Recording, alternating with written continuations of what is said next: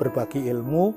Jadi yang saya bagikan itu ilmu, ya jelas itu dari hasil kuliah, dari hasil belajar sendiri otodidak, pengetahuan ya menjadi mengetahui know-how ya bahasa Inggrisnya. Ketiga adalah pengalaman ekspert. Kenapa saya bagikan? Loh, saya tahu persis sebentar lagi saya mati kok. Kalau ilmu, pengetahuan dan pengalaman ini tidak saya bagi, saya mati ikut terkubur sia-sia. Kata Abdel malah si A si B.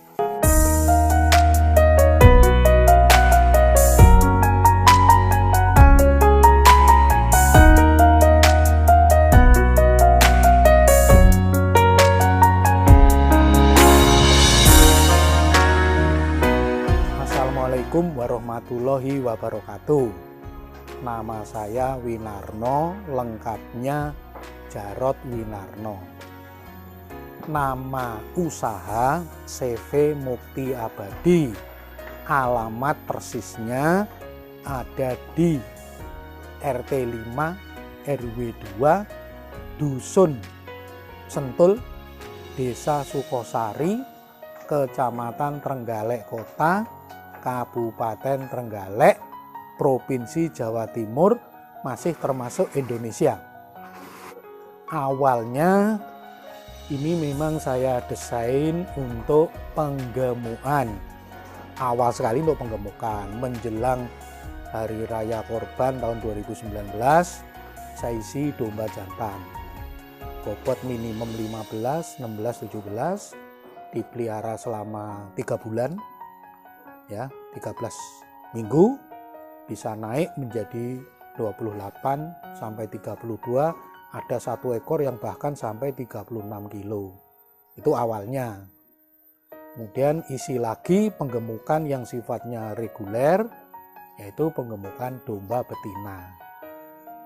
Dimulai dari 15 kilo, dipelihara selama 2 bulan atau 9 minggu.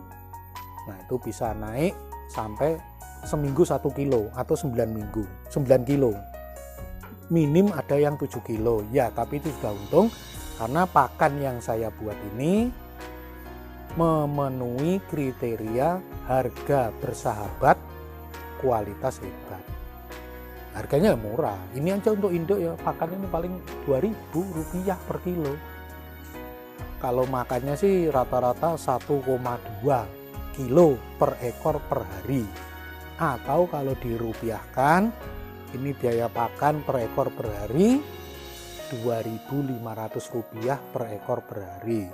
Sedangkan interval jarak beranak, katakan dari sapeh ke sapeh 240 hari. Itu kalau dikalikan 2.500 menjadi 600.000.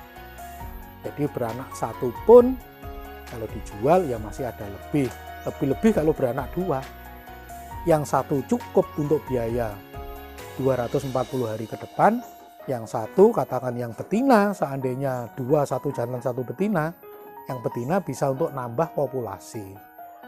Ya, jadi kalau beternak pembibitan sebagai breeder, ya itu harus sabar. Kuncinya harus sabar, telaten. Ya tentu sambil berdoa lah, semoga Tuhan meridhoi. Kalau pandangan saya, jangan dibalik, jangan beli ternak dulu, buru-buru bernafsu, itu salah fatal. Awalnya dulu jangan salah, awalnya harus bikin pakan dulu. Kalau pakan fermentasi kan bisa disimpan sampai 36 bulan atau 3 tahun. Bikin pakan dulu. Pakan komplit sesuai dengan ternak yang akan dipelihara. Itu dulu. Setelah pakan siap, baru bikin kandang. Kandang sudah siap, barulah ternaknya. Udah enteng. Jadi saya dulu 3 bulan pertama masuk domba jantan penggemukan, ya nggak ngarit karena sudah ada. Jadi kita amati dengan teliti hari ke hari ya. Itu ke manajemen dan kesehatan si ternaknya. Kalau harus ngarit sendiri, paling sanggup pelihara domba ya paling ya 20 ekor, udah jungkir balik. Makanannya gonta-ganti seketemunya. Padahal ternak ruminansia itu yang betul pakannya, bahan baku pakan dan formulasinya stabil. Itu yang lebih disukai oleh ternak, karena ternak palatabilitasnya ini tergantung dari pandangan mata, walaupun tidak bisa melihat warna, hanya hitam putih, tapi gradasi warna hitam atau putihnya atau abu-abunya kan berbeda. Itu ternak bisa mendeteksi. Kedua, baru dari bau. Baunya tetap fermentasi ya seperti bau tape singkong, tape ketan. Tetap begitu didekatkan ya baunya seperti itu. Tetap. Ketiga baru dijilat, dirasakan, rasanya tetap. Tiga inilah yang menyebabkan palatabilitasnya, tingkat kesukaannya stabil. Nah, secara garis besar saya kan bisa bikin konsentrat multiguna. Kelasnya bukan hanya SNI biasa, tapi SNI plus 5. Konsentrat bintang 5 gitu ya. Cirinya apa? Proteinnya tinggi 18. TDN-nya tinggi minimum 75. Kadar energinya tinggi sampai 2400. Saya bikin. Kadar mineral kalsiumnya tinggi. Kalau menurut SNI kadar kalsium katakan 0,8 sampai 1%. Ini saya buat sampai 1,4%, 1,4. Fosfornya tinggi. Kemudian vitaminnya tinggi. Mikromineralnya tinggi, semua tinggi. Saya memberi istilah SNI plusnya 5. Supaya apa tujuannya? Supaya dalam pemakaian menjadi pakan komplit porsinya sedikit. Kalau untuk pakan penggemukan porsi KMG turbo hanya 30%, yang 70% adalah unsur serat. Ya pasti lebih murah dibanding yang SNI. Kalau SNI untuk penggemukan itu porsi konsentratnya 60%, berarti seratnya yang 40%. Lah ini yang bagian murah cuma sedikit. Jadi pakan komplitnya tidak mungkin murah. Pasti lebih murah yang konsentrat 30, 70 serat. Kenapa murah? Nah, serat kan diperoleh dari radius 15 km saja, tidak jauh-jauh. Kan banyak yang gratis. Hanya ongkos kerja, misalnya jerami padi, jerami jagung, kemudian daun dan pelepah pisang, baik yang hijau tua ataupun yang sudah kering. Bahasa Jawanya kelaras. Kemudian di sini di lingkungan Trenggalek sini, dekat-dekat rumah sini banyak istilahnya bahasa Jawanya rambanan. Rambanan pun disebut dadap B. Tapi itu saya tahu bahwa itu Clyricidae, golongan leguminosa. Kemudian kalau lagi musim panen kacang tanah, ya saya pakai rendeng kacang tanah. Itu serat yang ranking 1, TDN-nya paling tinggi, 78%. Kemudian ranking kedua itu daun nangka, 74%. Ranking ketiga daun pisang, 73%. Jadi yang lain, ya udah saya pasti di bawah ini. Nggak perlu saya inget-inget, tinggal buka aja. Ini yang saya ikat persis. Seperti apapun, ya di bawah ini namanya ranking 1, 2, 3 kok. Ya. Nah, jerami ya tetap saya gunakan ikut dalam formula pakan komplit tapi maksimum hanya 10%. Karena saya tahu memang kualitasnya rendah ya. Tetapi tetap diperlukan dalam komposisi pakan komplit. Jadi terdiri dari konsentrat, kalau pakan penggemukan 30%, seratnya 70%, nanti ada golongan premik. Nah, premik itu sudah dimasukkan ke konsentrat. Jadi 30 plus 70. 70-nya ini kalau rumput nanam sendiri ya pasti murah. Nanam odot misalnya. Ya, itu pasti lebih murah. Nanam pakcong misalnya. Ya, ini yang 70% ini murah. Maka itu hasil akhirnya ini saya sebut harga bersahabat. Saya tidak menggunakan istilah murah karena nanti dipelintir menjadi murahan. Maaf, saya sedikit banyak ngerti marketing, jadi saya tidak mau diplesetkan atau saya tidak mau kepleset. Ini untuk penggemukan, sekali lagi 30% KMG turbo, 70% unsur serat. Nah, unsur serat inilah dipilih. Ada yang bagus, porsinya dominan, misalnya odot sampai 40%. Oke, yang 30% sisanya apa? Jerami, tebon jagung, kliriside. Menjadi 100%. Ya sudah, itu pasti lebih murah dibanding yang SNI biasa. 60%. Ya, walaupun kelihatan harga murah per kilonya, tapi penggunaannya 60%, sedangkan seratnya 40%. Nah, ini yang murah ya, cuma sedikit. Jadi hasil akhirnya tidak bisa lebih murah. Nah, kalau untuk pembibitan malah lebih murah lagi. Konsentratnya yang saya buat KMG Turbo hanya 15%. Yang 5% golongan premix. Saya sebut golongan karena terdiri dari tepung batu kapur, sumber kalsium. Ada menir batu kapur sebagai sumber kalsium. Ada MCP, mono kalsium fosfat sebagai sumber fosfat. Ada garam, ada premix isi vitamin dan mikromineral. Nah, ini totalnya kira-kira 4,1%.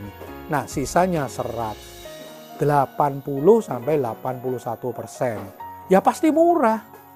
Ini pakan ini kalau saya hitung-hitung bersama ongkos kerja hanya 2.000. Ya, 2.000 rupiah per kilo. Makan cukup 1,2. Standarnya yang penting body condition score kata Vetiver sedang-sedang saja. 2,3 sampai 3,5 BCS-nya. Tidak kurus, juga tidak kegemukan. Jadi ada di tengah-tengah. Ya, sedang-sedang saja. Perawatan kalau pemberian pakan untuk ternak ruminansia itu yang tepat mengikuti bioritmenya. Sehari 3 kali dengan interval 7 jam. Misalnya saya memilih jam 7. Ya, kalau ada yang milih jam 6 pagi ya nggak apa-apa. Yang penting konsisten. Jam 7 diberi pakan 40%. Karena pagi itu dalam kondisi paling lapar, paling kosong. Kemudian 30% 7 jam kemudian, artinya jam 2 siang. 30%. Sisanya malam jam 8, jam 9 malam. 30%. Inilah mengikuti bioritmenya ternak. Tetapi waktu saya jadi konsultan di peternakan sapi berdaging jumlah banyak, yang bekerja karyawan banyak, ya saya atur 2 kali. Pagi jam 7 sekitar 40%, sisanya 60% sore jam 3, tetapi malam ada yang piket untuk meratakan. Akhirnya sama 3 kali. Malam itu hanya meratakan, tapi pemberian pakan 2 kali. Tetapi yang tepat adalah 3 kali. Itu manajemen pemberian pakan. Lebih penting lagi adalah konsisten, jangan dianclok-anclok seolah-olah sakobere. No, tidak benar. Kalau sudah jamnya menjelang jam 7 ya teriak-teriak, beh, dia enggak makan, gitu. Ini sudah naluri, gitu ya, sudah terbentuk irama tubuhnya. Setelah pakan, menurut hitungan saya sudah cukup untuk 6 bulan, baru saya bikin kandang ini. Kalau teman-teman melihat kandang ini dengan sistem bertingkat seperti di ayam petelur, ya idenya membuat kandang tipe FAE, futuristik, aerodinamis, ekonomis. Futuristik itu maksudnya untuk mengantisipasi global warming, pemanasan global. Semakin hari bumi semakin panas, jadi harus bisa bikin kandang yang di dalamnya ini sudah saya ukur sepanas apapun di luar kemarau, suhu di dalam kandang ini tidak lebih dari 30 derajat Celcius. Kemudian aerodinamis itu dengan konstruksi kandang seperti ini, aliran udara selalu terjadi ventilasi. Udara panas kan naik. Nah, ini udara panas naik. Atapnya ini bukan ceper. Seperti ini bukan, tapi harus lancip minimum 45 derajat. Semakin lancip semakin baik. Hukum fisika, udara panas naik. Atapnya pun bisa dilihat bertingkat. Kemudian bahan atapnya dipilih yang tidak menyerap panas, yaitu galvalum atau yang umum disebut spandek. Sifat logam aluminium itu tidak menyerap panas tapi menolak panas, sehingga dihasilkan di dalam sini tidak lebih dari 30 derajat Celcius. Kalau di dalam kandang ini lebih dari 30 derajat Celcius, itu akan menyebabkan ternak ini stres panas, heat stress. Lama-lama hanya minum, makannya sedikit, terjadilah apa yang disebut alkalosis. Darahnya menjadi alkali, basah. Ya, pH-nya di atas 7. Untuk ternak ruminansia harusnya netral. Ini salah satunya. Nah, ekonomisnya, ini ukuran kandang hanya dari tiang ke tiang hanya 6 meter. Kebetulan tanahnya hanya tersedia 9 meter, bisa kapasitas 160 ekor. Seandainya panjangnya 12 meter, kapasitasnya bisa 200. Yang pelihara cukup 1 orang. Itulah sisi ekonomisnya. Dan tiang-tiangnya juga saya pilih dari baja ringan. Ya. Jadi murah, tapi karena ini baja ya tahan karat. Kalau rekomendasi ya bisa 20 tahun. Kandang ini bisa dipakai saya mati. Nah, saya mati duluan, kandang ini masih hidup. Begitulah gambaran ringkas dari saya. Kemudian kandang ini saya pilih dari bahan besi ya sama supaya awet. Enggak bolak-balik harus merawat. Kandang ini saya bikin di akhir 2018, mulai pakai 2019. Tadinya ya penuh, berhubung ada COVID, saya diminta jangan penuh-penuh mas, ya bangkrut, nggak bisa penuh. Sekarang ya isi seadanya dulu, ya semampunya dulu, tidak ngoyo-woro. Untuk penjualan domba, kambing itu terutama ya, pasarnya ada 2 tipe, pasar reguler sama pasar musiman. Yang reguler adalah akikoh sama sate gulai, ini reguler namanya ya. Kalau yang musiman ya jelas Idul Kurban, hari raya kurban. Ya sudah 2 itu yang pemasarannya. Dan ada pemasaran lain, ini seperti anaknya ini, turunannya ini kan Texel ini. Silang sama domba priangan atau Garut. Nah, anaknya kan anak silangan, itu dijual lepas sapeh, ya harganya biasanya lebih mahal dibanding yang komersil. Peternak ruminansia ini ada keunggulannya ke satu, pasarnya itu masih lebar, belum dikuasai oleh para kapitalis. Ya, ini masih porsinya peternak rakyat ini ceritanya. Beda sama ayam. Ya, dulu saya dari ayam hijrah ke ternak. Tuh, ke satu saya melihatnya gitu. Kedua, ya ini makanannya. Bisa dibuat sendiri, harga semurah mungkin, tapi secara kualitas, secara kebutuhan ternak tercukupi. Istilahnya cukup ya, cukup. Apa yang dibutuhkan ternak, semua bisa kita masukkan ke dalam sini. Itu keunggulannya, saya bisa bikin pakan semurah mungkin. Ini untuk Indo hanya 2.000 cukup, orang lain mungkin 2.500, 3.000 kalau saya baca di Facebook itu. Nah kalau saya ditanya, ya ini saya nggak ada yang tutupi, saya bikin pakan formulanya ini. Pada saat workshop saya beberkan semua. Ibarat main kartu, saya buka semua pada saat offline. Online ya susah ya, lewat tulisan gambar ya. Pada saat offline buka semua. Satu itu ya motivasi saya kenapa beternak domba. Domba juga lebih mudah pemeliharaannya dibanding kambing. Kalau sapi ya saya mau tertarik, tapi ini sayang waktunya tidak tepat. Ini loh waktunya ini loh. Mahal biayanya. Sebetulnya ya saya tertarik juga sih. Baik itu penggemukan ataupun breeding. Kalau sapi perah saya tidak begitu tertarik. Ya. Terus kenapa motif berbagi ilmu? Jadi yang saya bagikan itu ilmu.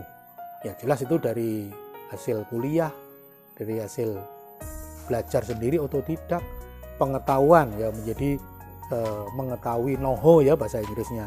Ketiga adalah pengalaman expert. Kenapa saya bagikan? Loh saya tahu persis sebentar lagi saya mati kok. Kalau ilmu, pengetahuan dan pengalaman ini tidak saya bagi, saya mati ikut terkubur sia-sia. Kata Abdel malah si A si B.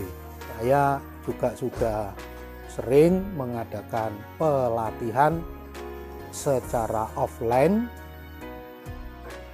di Surabaya, di Sidoarjo, di Blitar, Tulungagung, di mana-mana.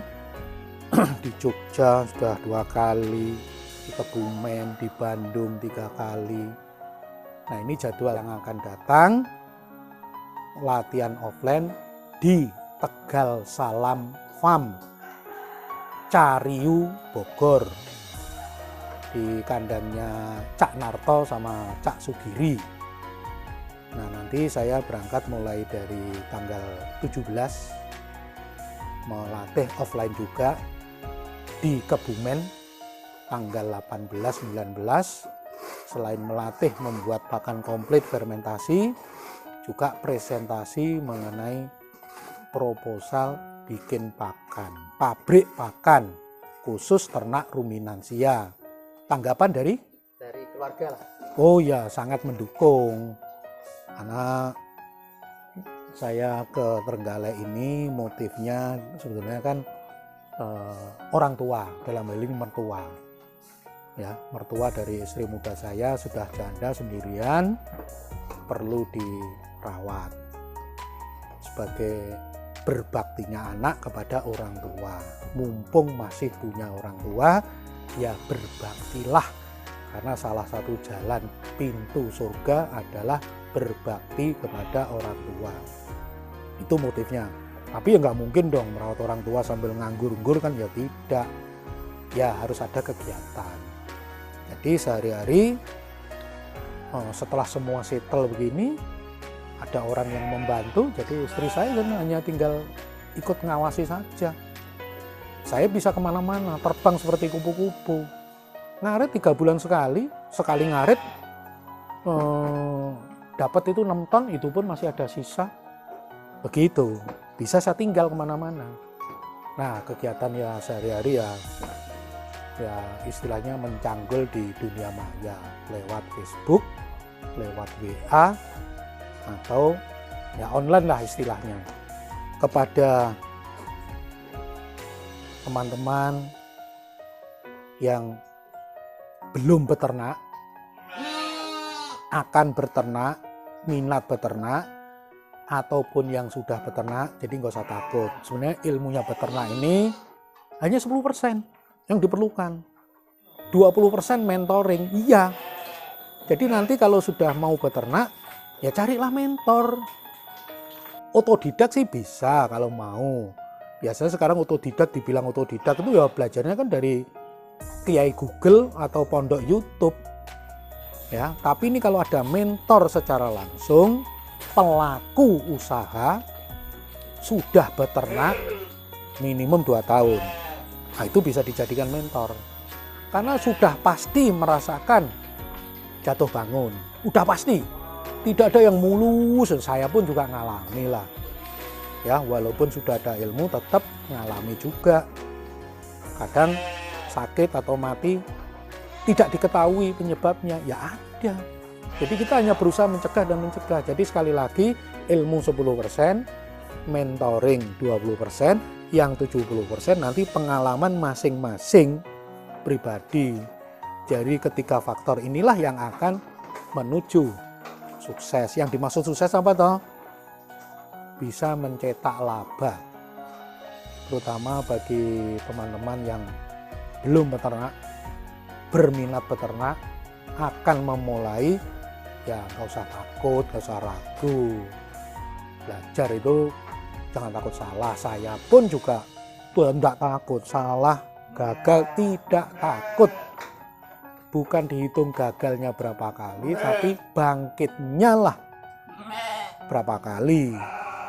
Ya, jadi nanti kalau ada kesandung kerikil, putus asa, frustasi, jangan.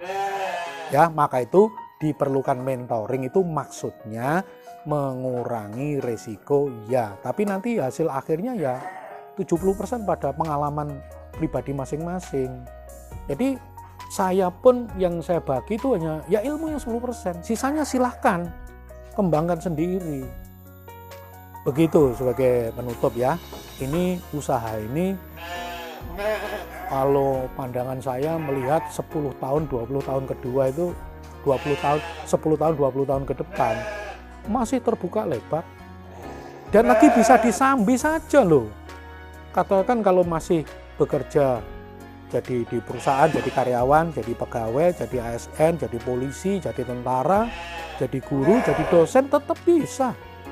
Lebih-lebih kalau mentornya itu juga pelaku, dia juga bikin pakan komplit misalnya. Istilah orang Jawa bisa nempel di situ. Ya, tadi 20% mentoring itu tetap perlu. Oke Mas, demikian dari saya. Terima kasih atas perhatiannya.